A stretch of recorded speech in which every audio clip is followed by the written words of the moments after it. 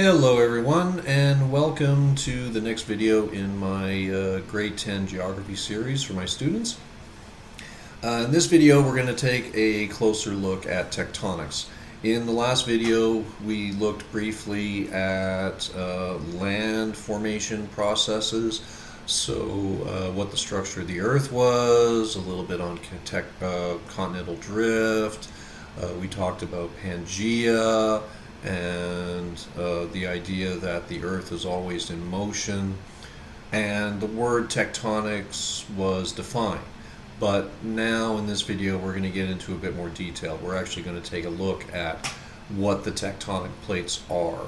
We're going to look at a little bit more in a little more detail on how mountains are formed, how earthquakes happen, how volcanoes are created, that sort of thing. So yeah, this is probably going to be a bit of a longer video, but I've included lots of great images and a few animated GIFs to hopefully make it a little bit more interesting for you. So let's begin with the tectonic plates. So what are the plates? Well, the crust of the earth, first of all, is not one solid piece. Right? It's broken up into several smaller pieces, and they fit together a lot like a jigsaw puzzle. There are 16 separate tectonic plates, and each one moves around the others in the area above the mantle, and they move and shift and grind against each other in different ways. There are three specific boundaries between the tectonic plates. First is a convergent boundary. So this is where two plates collide against each other. They press against each other, pressure builds, and this will sometimes force one plate over top of the other. And generally this is how mountains are created. Next, we have a divergent boundary. This is where two plates are moving away from each other. It creates a gap in the Earth's crust, which then allows magma to flow up from beneath the surface, fill in the gap, and create new rock. This is the mechanism that creates the continental drift that we talked about in the last video, where the major continents, North, South America, Africa, Asia, are moving away from each other across the Atlantic Ocean. Finally, we have a transform boundary, and this is where two plates slide back and forth against each other in opposite directions. And generally this is how earthquakes are created, is this type of boundary. This is just a map showing the divisions between the various plates. So we have the North American plate, South American plate, African plate, Eurasian plate, and then you can see the division line that kind of goes all the way down between them from the North Pole to where it hooks up with the Antarctic plate.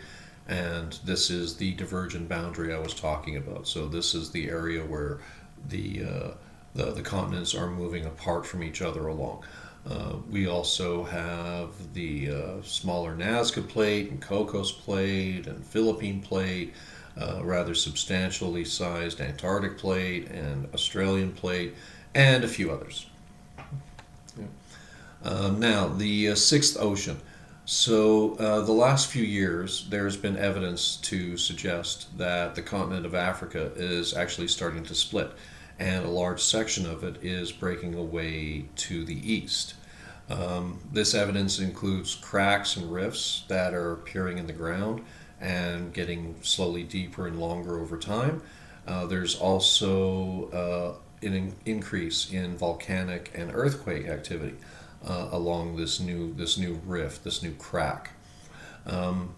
As you can see from this mock-up image that I found, it's estimated that in a few million years the eastern part of Africa will move far enough away from the main continent of Africa to allow water to fill in and create a new sixth ocean in this area. Additionally, this section of the east, as it breaks apart, will likely break apart even further and create some smaller island chains while Madagascar continues to get pushed further and further to the east as well. Now let's move into mountains. So mountain formation. Mountains form when two tectonic plates converge, so a convergent boundary, and they collide with each other. And pressure builds between the two, and one plate is forced below the other, while the land on the one above buckles a little bit. This causes the land to push upwards into rounded peaks. For the most part, they're rounded peaks. But over time, wind, water erosion wears at these peaks and shapes them into the more jagged, arrow-type points that we're used to seeing at the tops of mountains.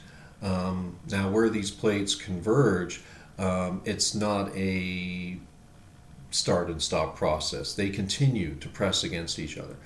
And as a result, the mountains above this joint, this convergent boundary, continue to grow. It's just a rate of millimeters per year, but mountain ranges like the Rockies here in Canada and the United States, they are continuing to grow. They grow every year by a few millimeters at a time. This diagram just kind of shows you again the process. So you've got the two continental crusts pushing against each other. The crust on the left is being forced below, and the crust on the right is kind of bunching and bulging, and this results in mountains forming along the surface. Now, as an example of this process, let's look at the Himalayas. And I've got a nice little GIF or GIF, if you prefer, to demonstrate this. About 50 million years ago, the Indian and Eurasian plates converged with each other, as you can see. And over the course of the next 10 million years, the area between the two plates were forced upwards and creating the Himalayan mountain range, which is located between modern India and Nepal. The world's tallest mountain, Mount Everest, which is currently more than 8.8 kilometers tall, continues to grow at a rate of about 4 millimeters per year. And other peaks in the Himalayas are growing by nearly 1 centimeter per year. So it's not a consistent rate. Pressure, the amount of erosion taking place, where the force is being applied, the mountains will grow at differing rates. They don't all grow at the same rate. And this growth rate includes the effect of erosion on these peaks that help wear them down. So the 4 millimeters per year for Everest, that's factoring in the wearing down process by rain and snow and wind at Everest peak. If it wasn't for the wind and precipitation, that growth rate would be more than 4 millimeters per year. So now let's look at earthquakes. So what causes earthquakes? Well, the ancient Greeks used to believe that the earth was flat and it sat upon a great ocean of water and just kind of floated there on the water like a raft. And the Greeks, their god Poseidon, or Neptune to the Romans, was the god of the oceans. And they believed that whenever Poseidon was angry at humanity for whatever reason, he would affect the ocean beneath the earth and cause the ground to shake and the buildings to fall. So even though we know the earthquakes are created by a slightly different process, the Greeks believed it was actually the land sitting on a big body of water, and so that was Poseidon's domain, and it was Poseidon that would cause earthquakes, and therefore he was also seen as the god of earthquakes as well as the oceans. Well, in one respect, the Greeks were correct. The earth does float upon a great body of liquid, like a raft, but it's not a body of water, it's semi-molten rock or magma. And the fact that the earth is not flat, it's spherical. For the most part, earthquakes are created at transform boundaries. So this occurs where the plates are rubbing against each other in opposite directions. And these points of contact we commonly refer to as fault lines or faults. Now, the plates do not move freely. They lock tightly together. kind of like teeth of saw blades pressed against each other. So you've got teeth pointing one way for one plate, teeth pointing the other way for another plate, and they lock together. And as they try to move, pressure builds and builds and builds, and they're just kind of stuck in place as the two plates are forcing against each other in opposite directions. And this builds up pressure. This builds up a lot of pressure. Now, eventually, when the pressure gets high enough, the two edges of the fault slip. And this creates a massive release of energy in what we call a seismic wave. The point where this release occurs is called an epicenter and can be located or focused, as you see from the diagram, several kilometers below ground. So as we discussed in the last video, the crust in some places can be as deep as 40 kilometers. So yes, epicenters of earthquakes, the tectonic joints, are not close to the surface. They can be 5, 10, 20 kilometers below the ground. And it's this release of pressure that causes the earthquake. And it's this release of energy from the focus point or the epicenter that causes the surface damage to go along with it. Further, on certain fault lines, you might get a chain reaction. So you'll have one joint release, and you'll create an earthquake. And a few days or a few weeks or months later, another earthquake will appear as another part of the fault slips a little ways down the fault line, and then you might get another one a few weeks or months after that, further down the fault line. So sometimes it can the slip of a fault can trigger a chain reaction where it gives, and then it gives again, and then it gives again in relatively rapid succession. Now, as I described, the faults kind of fit together like saw blade teeth. Well, the bigger the teeth, the more pressure builds up, and the longer it takes for the pressure to build up, which therefore means when it does release, you get a more serious earthquake. So tiny teeth pressing against each other, tiny edges of the fault, they'll release, and you might get a relatively minor earthquake where a couple things might fall off a wall, but that'll be about it. And you might get repeated earthquakes of that magnitude several times a year, whereas with the larger teeth fitted together, you might go 20, 40, several hundred years as this pressure builds up, and then when it releases, you get a large enough earthquake that entire buildings collapse. So it really does depend on just how strong the fault joint is at certain places and how long that pressure is allowed to build before the fault movement finally slips and creates this release. Now, the former method of measuring earthquake strength was something called the Richter scale. These days, it's referred to as the moment magnitude scale, but in many ways they're very, very similar. It's a way of measuring the intensity and potential destruction of earthquakes. The Richter scale, as an example, was based on a scale between 0.0 and 10.0. And of course, the higher the number, the more intensive and destructive the earthquake was, and and the rarer it was, because again, the more intense the earthquake, the longer that pressure needs to build, so they don't happen as often when you get that high. A 3.0 earthquake is going to happen a lot more regularly than a 9-point earthquake. This is the Richter scale kind of distinction of what intensity would create what kind of damage. And from what I've been able to determine myself, the moment magnitude scale works very similarly, at least for the larger quakes. So a 0 between a 1.9, you won't even feel it. A quake that size, you can only detect it with a seismograph. It's that minor. 2 to a 2.9 earthquake, you might get a hanging object swing, so a lamp hanging from your ceiling or something of that nature. Might wave back and forth a little bit, or maybe the top of a tree top or something. A 3 to 3.9, it'd be like walking down the street and having a big big rig roll past you on the street. You know, you feel the ground shake a little bit as the truck goes past. That's about the intensity of a 3 to 3.9 earthquake. Okay? 4 to 4.9 earthquake.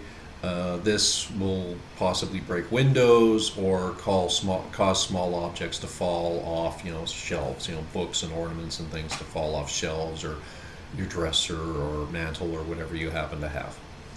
A 5 to 5.9 earthquake. This will actually shift furniture, so it'll actually move a table in your house. Chunks of plaster or drywall might fall from the wall. So a little bit more intense, but still not terribly destructive. 6 to 6.9, here we're getting into the more moderate to severe levels of earthquake. If the structure is well built, you know, it might shake a bit, you might get a few broken windows, maybe some cracks in the foundation, but the structure will stay standing. There won't be enough damage to actually collapse anything if it's well built.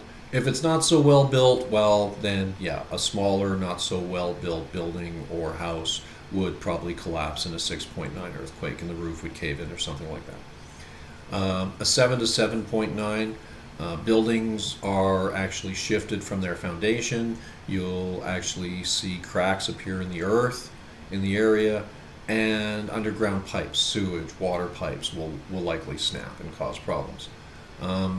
An 8 to 8.9, this is where it starts getting really bad. Suspension bridges, metal frame bridges will break and fail, and even well-constructed buildings and houses will likely collapse.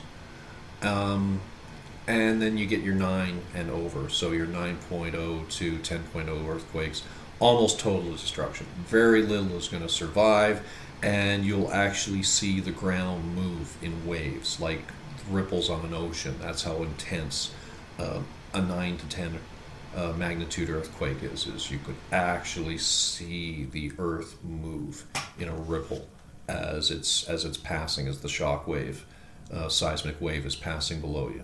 So, tsunamis. These are a giant wave created as a result of tectonic plate movement. They are a common side effect of earthquakes, especially those that happen on coastlines. Essentially what happens is you get the plate boundary movement, and water along the coast will get pulled out from the shoreline. So it kind of be like taking a bucket of water and shifting the water to one side, where the water all kind of flows along one side of the container, and you've got this huge gap on the other side that's pointed up. And then when the tremor settles, or you level the bucket back out, all that water that's been pulled away from the shore suddenly sloshes back in to fill the gap and moves up onto the shoreline, and overflows the shore. This might also occur following a volcanic eruption. It's been known to happen with certain volcanic eruptions. They're severe enough. The seismic activity from a major eruption is enough to create a tsunami, or as the result of a massive coastal landslide, where a bunch of falling rock dumps into a coast area and pushes the water away really rapidly, and then the water comes flooding back in. Some countries have even explored the idea of using nuclear detonations as a way to create an artificial tsunami as a mean of attacking an enemy's coastline. There are several countries in the world that are nuclear capable. Many of them have experimented with this idea, but none of them have been able to make it work so far. Tsunamis can travel across the ocean as fast as 800 kilometers an hour, so about as fast as your typical commercial airliner, so pretty quick. And then once they hit the shoreline, they'll generally slow to around 50 kilometers an hour, so your typical city driving speed. These waves can reach heights of up to 100 meters. At least that's generally the highest tsunami wave that's been recorded to this point. They may be able to get higher, but we haven't seen many in history much above 100 meters that have been recorded. Depending on the shoreline and the height of the wave when they hit, the water can flood inland as far as 300 kilometers. One of the most devastating tsunamis on record actually happened in 2004 near Sumatra, Indonesia. There was a 9.0 magnitude earthquake, and the wave that came back from it resulted in over 220,000 deaths. The image here shows a part of that area affected by the tsunami earthquake and the tsunami, or the Sumatran tsunami. And you can see in the distance, you can see the coastline in the distance on the other side of these hills and the other side of these mountains. So you can see just how far this little community here is, because that's what this is. This is a city. And you can see in the distance the coastline. But as you can see, there's still a lot of water settled here. And this is a week after the tsunami hit. So even after a week and as far inland as this was, there's still quite a lot of water settled on the ground, which just goes to show how big and severe this particular tsunami wave was for that area. And here's another little movie GIF. I'm not sure what movie it's from, but it's a pretty good representation of what a tsunami rushing into a shoreline might look like, for real. All right, now the San Andreas Fault. So this is one of the world's most well-known and most active fault lines, and it's located at the transform boundary between the North American and Pacific plates. As you can see, it starts down around Mexico, runs up through California, and then continues up in towards the Pacific Ocean. The most powerful quake ever recorded along this fault was a magnitude 7.9 in 1906. The most powerful quake ever recorded on Earth was magnitude 9.5, which hit the South American country of Chile back in 1960, and 5,700 people were killed as a result of the quake and the tsunami that followed it. And over the last 100 years or so, engineers have been working to design various methods of constructing buildings, especially skyscrapers, that can withstand ground movement during quakes in high-risk areas.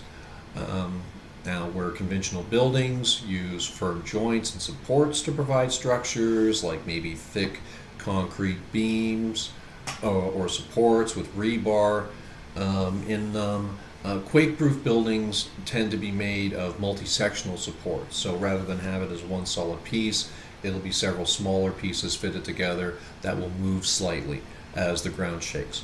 And flexible joints instead of firmly placed joints, in order to allow a building to sway during a quake without failing. No method of construction is completely quake-proof. The most severe earthquakes, you get into the 8.0 to 9.0 magnitude range, and quake proofing is not going to be as effective. But for your moderate or more moderate earthquakes, your 5-pointers to 8-pointers, quake proofing is proving more and more successful each year as engineers design new methods of improving this. And some methods include interlocking steel plates, glass fiber reinforced concrete instead of rebar, ball and socket connection points instead of solid steel rivets. Here we have a couple of images, a couple of diagrams of quake-proof buildings and a quake-proof house, and you can see some of the other methods that might get used, right? A bird cage style steel frame instead of thick metal girders, using something that's more cage-like, fire-resistant building materials, automatic window shutters to prevent falling glass, employing some kind of shock absorber into the foundation that allows a bit of movement as the ground shakes and keeps the building above relatively steady. Laminated glass is another method, similar to your car, like your vehicle, where it's not a solid piece. You throw a rock at a car windshield, and it cracks, but it doesn't shatter. That's because there's a plastic laminate on either side. Similar type of windows can be used in quake-proof buildings, which allow the windows to possibly crack but not shatter and spray glass everywhere. So there are a bunch of different methods. For houses, using hollow concrete bricks instead of solid bricks in order to minimize damage and provide a bit of flex. Foundations made from tightly fitted stone rather than solid concrete, again to allow for a bit of a flex during an earthquake. Reinforced steel pillars to take some of the shock during a quake while keeping the building above relatively stable. So yeah, there are a bunch of methods of quake proofing a building these days. And as a result, areas that are prone to earthquakes, such as California, Japan, Turkey, their building standards, their building codes take this into account, where buildings and skyscrapers need to be constructed using some of these methods, because we know that they're located in areas where quakes happen frequently. Finally, we're going to get into volcanoes for a few minutes here. So what causes volcanoes? Well, volcanoes, gets its name. They get their name from Vulcan, which is the Roman god of fire and the forge, who was known as Hephaestus in Greek. They are a buildup of magma on the Earth's surface over time. And they happen when magma from beneath the Earth's crust finds a gap in the plates, which allow it to flow upwards to the surface. Now, in some cases, the magma will find a chamber just below the surface, so an empty gap to collect in. And over time, the pressure and heat in this chamber builds, causing the rock above to weaken until the magma is explosively forced the rest of the way to the surface, which is what we call an eruption. We have the Ring of Fire, which is a U-shaped area of tectonic and volcanic activity that runs from the South American coast north along the northern edge of the Pacific Plate down through most of Eastern Asia, past Australia and into New Zealand. In total, the Ring of Fire is about 40,000 kilometers long, 500 kilometers wide in some places, and the location of about 2/3 of the world's currently active volcanoes, roughly somewhere between 800 and 900 volcanoes. Additionally, nearly 90% of all the world's earthquakes and tsunamis occur along its length. And this is just a map that shows you where this is. So you see all these different triangles and dots that indicate where various volcanoes are located. But then you have the red area that runs from the southern tip of South America, north past Alaska, Siberia, down through Japan, Korea, Indonesia, around Australia, and down into New Zealand. And that's the Ring of Fire region. So very, very volcanically active, very, very seismically active. Volcano anatomy, there are a bunch of different parts of a volcano. First is the magma chamber. So this is the reservoir of magma or lava beneath the surface of a volcano that feeds it. Then you have the conduit, which is the main shaft, leading from the magma chamber or magma layer to the surface. Next, we have a crater or caldera, which is the topmost part, the peak. It's a bowl-shaped opening at the volcano's peak. The arrow isn't quite pointing at the right spot, but it's the top of the volcano. It's where the lava pours out of. If it's caused by an explosive eruption, we refer to it as a crater. If it's the result of the volcano's peak collapsing inward, it's called a caldera. So that's the difference between the two.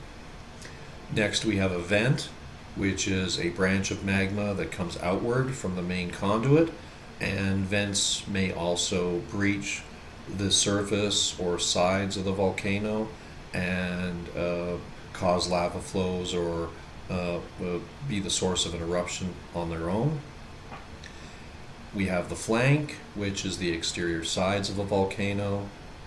We have the lava flow, so magma that reaches the surface pours down the flanks of a volcano and cools. And finally, the pyroclastic cloud. And many people would say that this is the most dangerous part of a volcano. And it usually happens during a very severe explosive eruption. It's a mixture of gas and ash that expands outwards along the ground from the volcano during the eruption. The cloud itself can travel at speeds up to 700 kilometers an hour and can be as hot as 1,000 degrees Celsius, which means it will incinerate all organic material in its path. That's plants, animals, people, nothing caught in the path of a pyroclastic cloud would survive. There are three main types of volcanoes, not counting supervolcanoes, which I have listed separately. First is a composite volcano. This is the most destructive of the three types. Eruptions can occur from the crater or blow out from the flanks, and often the eruption is so violent it actually may blow away several hundred meters off of its peak and actually shorten the volcano as a result of how severe the explosion is. Next, we have a cinder cone volcano. Milder eruptions than composite volcanoes, forms a cone shape as lava and ash settles in layers. So generally, they erupt. Lava pours up through the vent or through the conduit, flows down the flanks, and slowly builds the volcano up over time. And then we have a shield volcano, and this is where magma below the surface pushes upwards against the crust and creates a bit of a bulge. So, a shield-shaped bulge, and eventually will burst through and flow outwards from the bulge. Supervolcanoes are volcanoes that are so large that if they were to erupt, they would cause climate change and mass extinction. So this is a pretty severe event, and they don't happen very often. They occur when magma builds up below the crust in a constantly expanding chamber but is unable to break through. And this pressure may build for thousands and thousands of years before the chamber ruptures violently, and it'll spew millions of tons of ash and chemicals and dust and debris into the atmosphere. One of the most well-known supervolcanoes is the Yellowstone caldera, which is located in the United States, and it's below the state of Wyoming at Yellowstone National Park. The caldera, so the opening of the volcano, is roughly 80 kilometers in diameter, so it's massive, and the last recorded eruption was about 70,000 years ago. This is a picture of the surface of the caldera. So it's not the entire caldera, but you can see, where over time parts of the caldera have filled with water, creating a bit of a lake. The multicolored, the orange and blue around the edge, that's accumulation of sulfur and other chemicals on the surface over time from previous eruptions. And then on the right, there's a couple of maps that show roughly where Yellowstone National Park is located in the US and just how big the caldera's edge actually is. So it takes up a really significant portion of Yellowstone National Park, which is in and of itself a sizable section of the actual state of Wyoming. Now, volcano stages. There are three stages of activity: active, dormant, or extinct. An active volcano is generally considered one that has erupted within the last 1,000 years or so and shows signs, steam venting, seismic activity, chemical concentrations, that it will likely erupt again sometime in the near future. A dormant volcano is one that has not erupted in several thousand years, but we believe it will likely do so again at some point in the future, maybe not the near future, but it will erupt again at some point because there are signs of an existing magma chamber or some other subsurface activity like periodic minor quakes or chemical releases or something of that nature. An extinct volcano is one that has not erupted in many thousands of years, and scientists are confident it'll never erupt again because there's no indication of any ongoing subsurface activity or building up of magma below the surface, below the crater or caldera where it was. Associated with volcanoes, we also have geysers, and these happen when superheated water periodically sprays up from below the surface of the ground. And they're common in areas near active volcanoes or where there is a subterranean magma chamber. The average temperature of geyser water is a little below normal boiling temperature, about 95 degrees Celsius. And it's slightly below normal boiling because of the pressure below the surface or how high above sea level the geyser is located, both of which can lower the boiling threshold of water somewhere between 5 and 10 degrees. And here's a bit of another animation that kind of shows the process. So you have groundwater leaching deeper underground, and it'll collect in a gap near a subsurface magma pocket. And over time, the water will boil, pressure will build, and the water heats, pressure builds, and then it boils and is pushed upwards through a crack or vent to the surface. The pressure releases as this water reservoir empties, the geyser settles, and then the cycle begins again with water leaching in, boiling, building up, boiling, until the pressure forces the water back out again. So yeah, geysers kind of happen on a relatively regular cycle, and it's this process: water seeping in, heating up, boiling, being forced out through the vent, emptying, settling, more water coming in, and it just repeats. So that's a geyser. Mount Vesuvius is an active composite volcano, so it's one of the more severe types of volcanoes. And it's located on the shores of Italy in what's called the Bay of Naples. It's erupted many times, but one of the most famous eruption events happened in 79 CE, which buried several nearby cities, including Pompeii and Herculaneum, under several meters of ash and debris. And it's estimated that the event in 79 CE resulted in the deaths of about 1,000 different people. Despite this, though, more than 3 million people today live close enough that if Vesuvius were erupted today, they would be affected by it, badly affected by it. Likely many thousand of them would be killed because of just how close they lived to the volcano. There was an eruption in 1906 that killed 100 people. And at the time, the Italians were planning on hosting an Olympic Games in Rome, but had to give that up in order to put funds and effort towards relief and rebuilding in the area around the volcano. So instead, the 1908 Games were held in London instead. Vesuvius erupted again in 1944, and this time it killed about 26 people and destroyed 80 planes at a nearby military airfield. So yeah, it's definitely an active volcano. It erupts rather regularly with varying degrees of severity. Another famous volcano is Mount St. Helens, and this is also an active composite volcano, but it's located in the state of Washington, the United States. And you see the red dot on the map where it's located.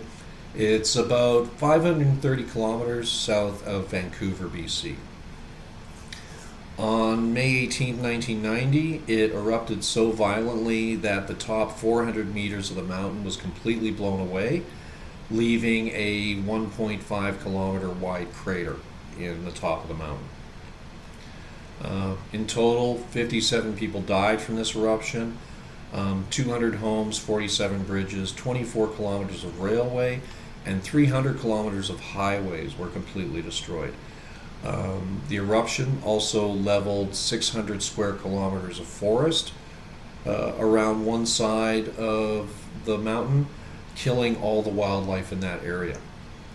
The ash column rose nearly 24 kilometers into the air, and spread ash as far south as New Mexico and as far north and east as Manitoba. The eruption was so loud you could hear it in Winnipeg just minutes after the eruption, which would have been about 10:30 in the morning local time in Winnipeg. And I was in grade school at the time, so I do remember it. It sounded kind of like it sounded like firecracker going off, like a really loud firecracker going off from Winnipeg. It was just very sudden and just bang, and that was what you heard, and then it was over. So here we have a couple of GIFs, GIFs, showing part of the eruption. So on the top one, you can see how a big section of the mountain suddenly started to slide away, and then the ash was forced out of the top. And at the bottom, you can see where that entire face of the mountain was just blown away by the explosive eruption. And then next to it, there are some stills showing, again, this explosive lateral or sideways eruption and the pyroclastic cloud that was formed, which then proceeded to destroy all this forest and highways that I discussed in the earlier video.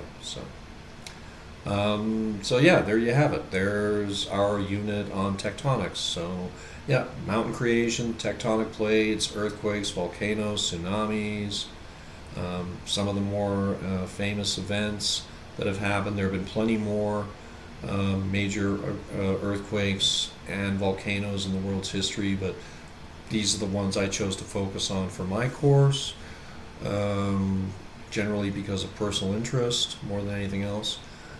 But yeah, certainly there are others that you could research on your own if you're interested in studying this kind of thing. It is fascinating just how destructive these events can be. And honestly, I feel very fortunate that I live in an area of the world where we don't get earthquakes and we don't get volcanoes. So anybody listening to this who do live in these areas, kudos, respect. You know, you're amazing people to want to live in the vicinity of these kinds of natural hazards. So yeah, good for you, good for you. But yeah, that's all I have for this video. So thank you for listening, and we will talk to you again soon for the next one. Cheers.